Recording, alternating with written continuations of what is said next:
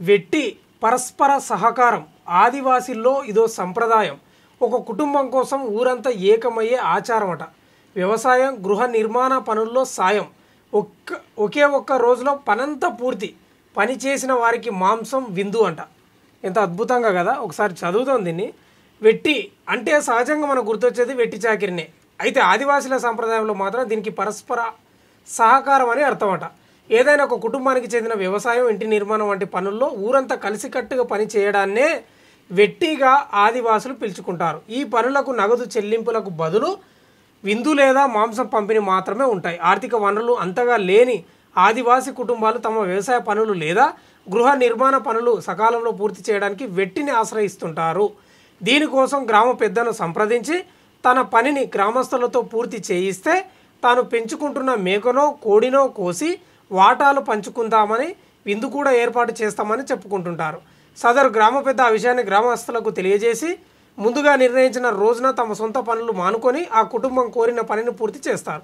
ఓవైపు పని సాగుతుండగా మరోవైపు కొందరు వ్యక్తులు వేటను కోసి వాటాలు సిద్ధం చేస్తారు. వాటిని తాటాకు దొప్పల్లో మూట కట్టి వెట్టిలో పాల్గొన్న వారిలో కుటుంబానికో దొప్ప చొప్పున అందిస్తారట. కొంత మాంసాన్ని వండి విప్పసార, తాటికల్లు తదితర సాంప్రదాయ మత్తు పానీయాలతో చిన్నపాటి విందు కూడా ఆ యజమాని ఏర్పాటు చేస్తాడు.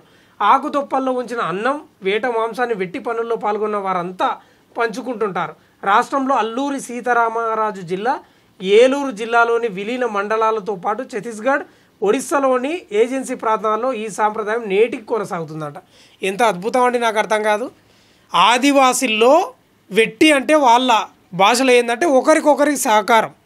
వెట్టి అంటే చాకిరి దాదాపుగా మనం మాట్లాడుకునేది, కానీ వాళ్ళ భాషలో వాళ్ళు అనుకునేది ఏంటంటే ఒకరికొకరు సహకారం అంట. ఓ ఇల్లు కట్టుకోవాలి, వరినాట్లు, ఇక్కడ వరినాట్లు వేస్తారు, ఇక్కడ ఇల్లు కడుతున్నారు. ఇల్లు కట్టుకోవాలి. ఆ ఇల్లు కట్టుకునే యజమాని ఎవరైతే ఉంటాడో ఆయన పోయి గ్రామ పెద్దకు, ఆదివాసీల గ్రామ పెద్ద ఉంటాడు కదా, ఆ గూడెంకు పెద్ద, ఆయనకు పోయి చెప్తాడంట, మా ఇల్లు ఇట్లా కట్టుకోవాలనుకుంటున్నాం, అందరం కలిసి కడితే మేకనో కొన్నో కోసి విందు చేస్తామని ఆయన చెప్తే ఆ గ్రామ పెద్ద లేకపోతే గూడెం పెద్ద అందరికి చెప్తే అందరు వచ్చి పాల్గొంటారంట. కొందరు ఇల్లు కడుతూనే ఉంటారంట, కొందరు వెనుక వంటలు చేస్తూనే ఉంటారంట.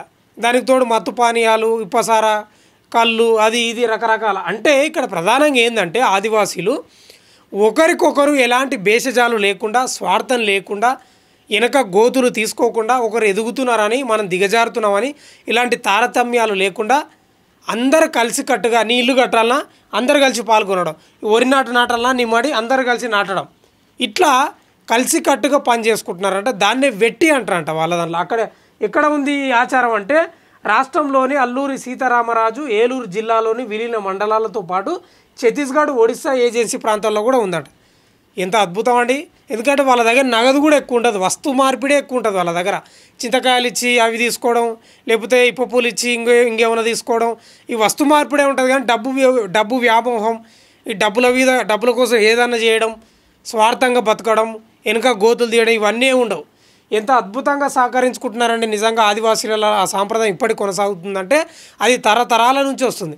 ఇక మన దగ్గర ఉన్నారు, ఇట్లా సైకిల్ నుంచి కింద పడితే కూడా లేపడు. ఇంక నిలువెల్లో విషం పెట్టుకొని ఉంటాడు వాడు. ఇట్లా చూసుకుంటూ పోతుంటాడు, పండ్లు కొరుక్కుంటూ పోతుంటాడు. అంటే కొంత తెల్లబట్టలు వేసుకుంటా, లేకపోతే కొంత ఇల్లు మంచిగా కట్టుకుంటే, లేకపోతే కొంత పొలం ఎక్కువ ఉంటే, కొంత చేతిలో పైసలు ఎక్కువ ఉంటే, రకరకాలు అనుకోండి ఏదన్నా. ఇక ఇట్లా స్వార్థంతో నిండిపోయిన సమాజంలో మనం ఉన్నాం. అలాంటిది ఆదివాసీ గూడెలల్లో అందరూ కలిసికట్టుగా పని చేసుకొని, పని అయిపోయినాక కోన్నో మేకనో గొర్రెనో కోసుకొని విందు ఏర్పాటు చేసుకొని చాలా అద్భుతంగా, ఎలాంటి తారతమ్యాలు లేకుండా, ఎలాంటి విష బీజాలు లేకుండా, ఎలాంటి కుట్రలు లేకుండా ఎంత ప్రశాంతంగా బతుకుని. నిజంగా అదే అందుకే అనిపిస్తుంది. ఆ తండాలల్లా లేకపోతే గూడెలల్లా గిరిజన గ్రామాలకు పోతే అసలు అద్భుతంగా అనిపిస్తుంది. ఆ గుట్టలు, వాళ్ళు నివసిస్తున్న ఇండ్లు, ఆ కేవలం ప్రకృతి ఒడిలో వాళ్ళు ఉంటారు, ప్రకృతి గర్భంలో ఉన్నట్లే ఉంటుంది వాళ్ళని చూస్తే. నిజంగా చాలా అద్భుతం అనిపిస్తుంది. ఇక్కడ మన నగరాలలో, పట్టణాల్లో ఉండి మన మెంటల్ ఖరాబు, టెన్షను, పని ఒత్తిళ్ళు, లొటపీస ఇవన్నీ ఉంటాయి. ఆడిపోతే అన్నీ మర్చిపోతాం. నిజంగా ఓ రకంగా అనిపిస్తుంది. మనం ఒత్తిడికి గురైనప్పుడు, మనకు బాధలు ఉన్నప్పుడు ఇలాంటి ఆదివాసుల ఇండ్ల కాడికి లేకపోతే అడవులకు వాళ్ళ దగ్గరకు పోయి ఓ రోజు గడిపోస్తే నిజంగా అన్ని బాధలు పోతాయి అనిపిస్తుంది. కానీ ఈ యొక్క సాంప్రదాయం చూస్తే వెట్టి పరస్పర సహకారం అనే ఆ సాంప్రదాయం చూస్తే నిజంగా చాలా అద్భుతంగా అనిపిస్తుంది. ఈ నగరాలలో, పట్టణాలలో మీకు తెలుసు ఇట్లా వాడిని ఆడ కొడుతుంటే కూడా ఎవరు దిక్కులేదు, పట్టించుకోరు.